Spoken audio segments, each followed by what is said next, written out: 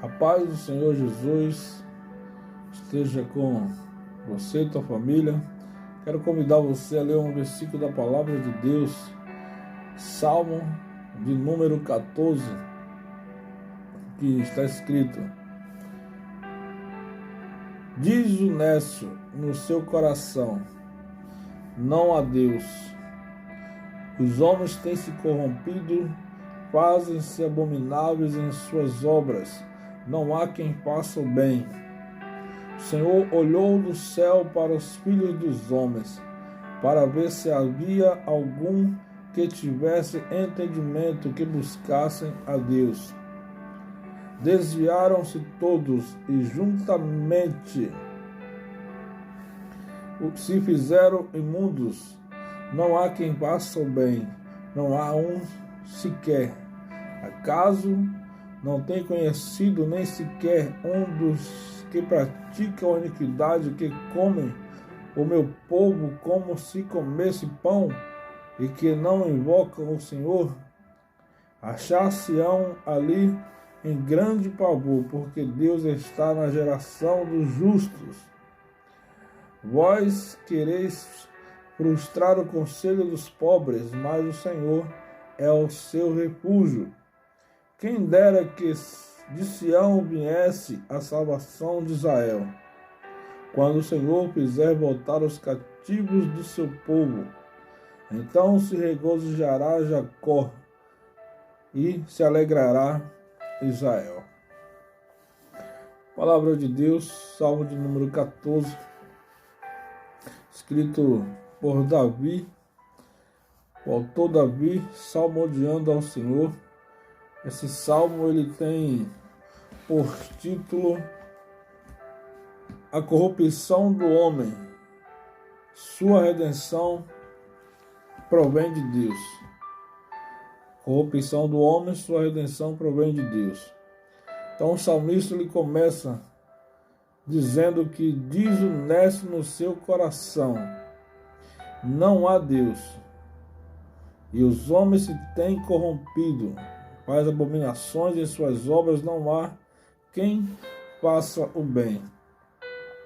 O apóstolo Paulo, escrevendo a carta aos Romanos, Paulo ele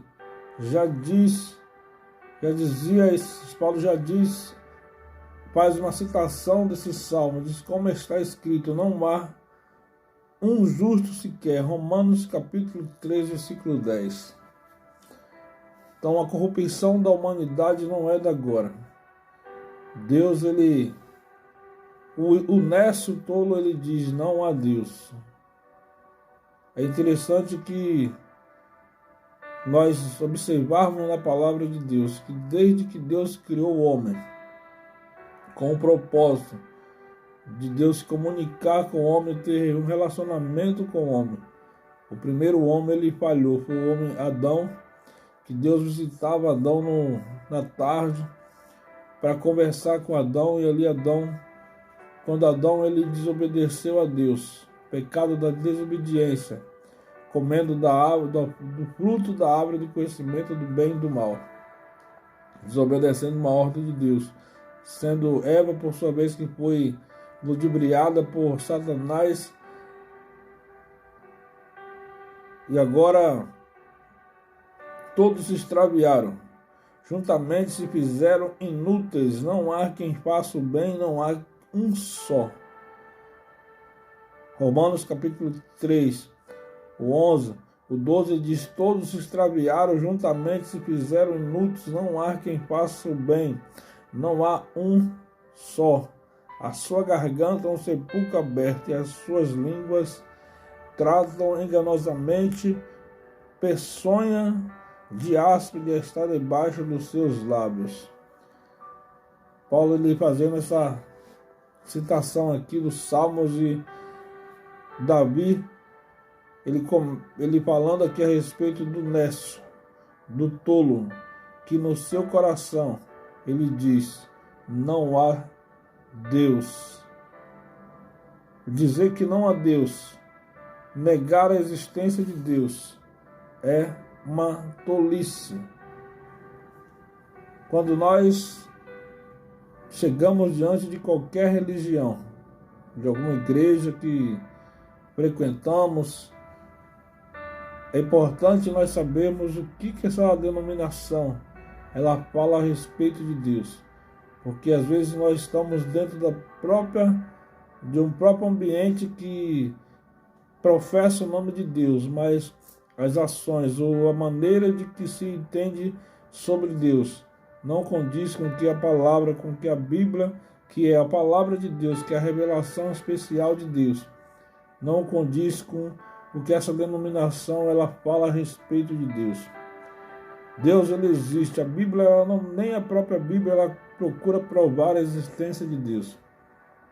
Que a Bíblia ela já pressupõe é que Deus, no princípio, criou Deus os céus e a terra. Deus, a Bíblia apresenta que existe um Deus, e esse Deus ele é criador.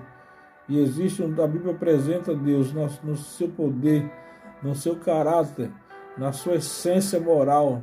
Deus, a Bíblia apresenta um Deus dessa forma, no seu poder, no seu caráter e na sua santidade que a Bíblia apresenta a Deus. Então Deus existe. O Nesse no seu coração diz não a Deus. Mas é tão somente nós olharmos para a criação, que Deus ele criou todas as coisas. O Salmo ele vai tratar, alguns salmos vai tratar a respeito dos atributos de Deus, dessa onisciência, desse poder. O Salmo ele vai tratar, mas esse ímpio que diz não a Deus, porque ele quer viver na sua depravação moral, ele achar que não existe um Deus, ele não tem que prestar conta. O salmista ele vem tratando em alguns salmos, falando da condenação do ímpio e do galardão que aquele que acredita nesse Deus, que sabe que Deus existe, que busca Ele e que tem resposta de Deus. Tem um salmo que diz: provai e vede que o Senhor ele é bom. Você só vai entender alguma coisa, você só vai entender de Deus. Deus só vai se revelar para mim e para você na medida que eu busco a Ele. Na medida que eu busco esse Deus, Ele se faz revelar. E o conhecimento de Deus, a sua palavra, a fé ela está interligado com o conhecimento bíblico. Porque Romanos capítulo 10, 17 diz que a fé ela vem pelo ouvir a palavra de Deus. Bíblia Sagrada é a palavra, a revelação do Espírito Santo para nós, a iluminação que Ele nos dá na palavra. Na medida que nós buscamos essa palavra, Deus ele se faz revelar. Mas o justo, por não se interessar com as coisas de Deus, por não buscar o conhecimento, Oséias capítulo 6 diz que o meu povo erra por falta de conhecimento. Quanto mais nós conhecermos de Deus, conhecermos a Tua palavra, nós iremos errar menos. Iremos se aproximar de Deus, buscando a Tua palavra. Deus ele se faz revelar para cada um de nós. O salmista ele diz: o Senhor olhou do céu para os filhos dos homens para ver se havia algum sequer, se tivesse entendimento, que buscasse a Deus. Se desviaram-se todos, juntamente se fizeram imundos. Não há quem faça o bem, não há quem um sequer. Quero dizer que Deus, ele quando criou o homem, Deus ele soprou nas suas narinas, o homem se tornou alma vivente. E Deus colocou o Espírito no homem, para que com esse Espírito nós pudéssemos se relacionar com Deus, porque Deus é Espírito.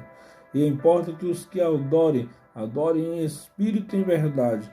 Mas os homens, por falta desse conhecimento de Deus, os homens mudaram a glória de Deus, substituindo a criatura pelo Criador, o espiritual pelo carnal, com seus próprios conceitos, com suas próprias teorias. Mas a teoria bíblica, a revelação de Deus, é a Bíblia Sagrada, que mostra verdadeiramente quem é Deus, o que é Deus, quem é Deus. E nós precisamos desse entendimento, porque qualquer conceito que se faz errado de Deus se constitui idolatria. Versículo 4. Acaso não tem conhecimento nem sequer um dos que praticam a iniquidade, que comem o meu povo como se comesse pão, e que não invocam o Senhor? Por falta desse conhecimento de Deus, os homens estão se devorando. Os homens estão buscando sua própria glória. A Bíblia fala das tribos de Israel. Uma das tribos de Israel, que é a tribo de Levi, que Deus ele não deu nenhuma herança, porque essa tribo ela iria cuidar das coisas de Deus, iria cuidar do templo. Enquanto que as outras, Deus deu heranças. A tribo de Levi, Deus não deu nenhuma herança, porque a herança da tribo de Levi era o próprio Deus. Era a tribo que iria representar Deus na terra. E assim somos nós. Qual que é a tua herança? Qual que é o que você está buscando? Seu tesouro. A Bíblia diz que aonde estiver o teu tesouro, aí está o teu coração. Mateus capítulo 6. Nosso tesouro, nossa riqueza, o conhecimento de Deus. Isso que é a maior riqueza que podemos ter.